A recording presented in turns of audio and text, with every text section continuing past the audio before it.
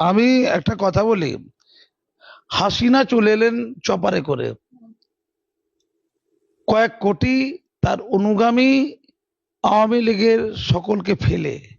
তার নিজের জীবনের মূল্য আছে, আর আওয়ামী লীগের বাকিদের জীবনের কোনো মূল্য নেই। একেই বলে শোষক শোষিত। উনি আমাকে বলছিলেন, বাংলাদেশ আমি দেখেওছি, আমি একটু আগে যেটা বলছিলাম, ওনার ঘরের পিয়নের কাছ থেকে 400 কোটি টাকা পাওয়া গেছে।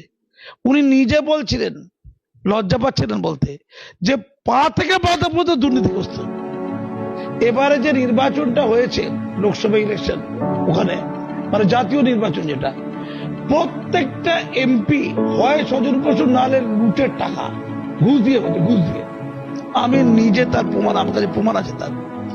স্বৈরাচার বলতে যদি উত্তর দেন স্বৈরাচার কি, আমি আপনাকে একটা ছোট্ট উদাহরণ দিলে অবাক হয়ে যাবেন। আমি যখন পদ্মা সেতুটা উদ্বোধন হলো বছর 2 আগে, আমি সহস্তিক বাংলাদেশে বেড়াতে গিয়েছিলাম।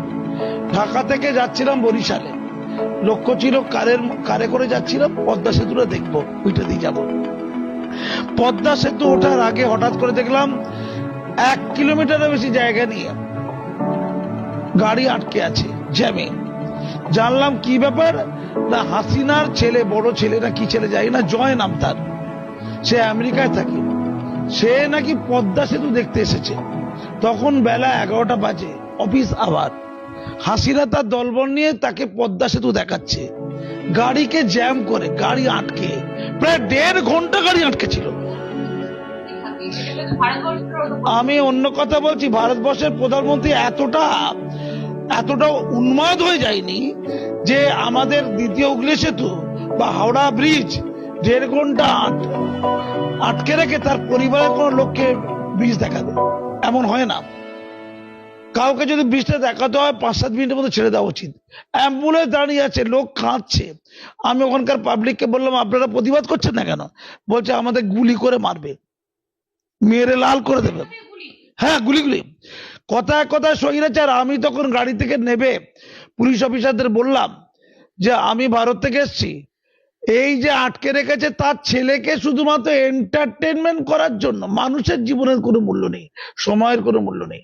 টানা প্রায় 1.5 ঘন্টারও বেশি গাড়ি আটকে আছে, শত শত গাড়ি যাবে পদ্মা সেতুতে ওঠার মুখে।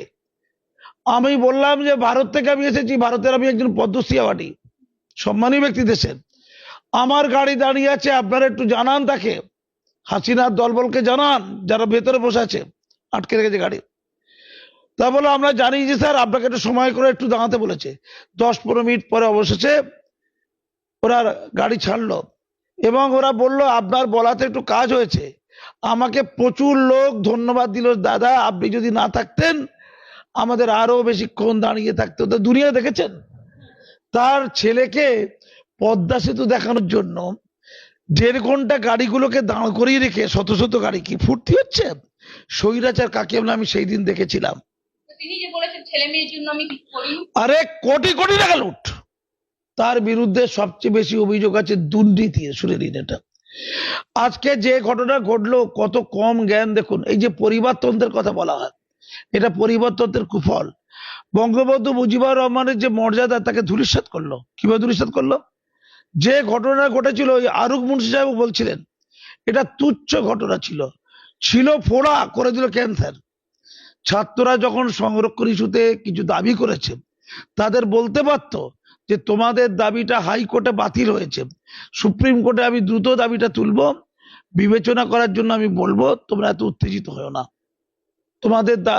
তোমাদের যে সংরক্ষণের যে তুলে দেওয়ার দাবি আমি তো 2018 সালে মেনেছি, কিন্তু সংরক্ষণ, ওই মুক্তিযোদ্ধা পরিবারের কিছু লোক হাইকোর্ট থেকে সংরক্ষণের দাবিকে আবার জাগরিত করেছে। আমি সুপ্রিম কোর্টে গিয়ে এটা মূল্যায়ন করতে বলবো। বলেছে? বলেনি। আবু শহীদকে মনে পড়ে? অল্প বয়সে 17-18 বছরের যুবক, তরুণ তাজা, সে শুধুমাত্র সংরক্ষণ বাতিল চেয়েছিল।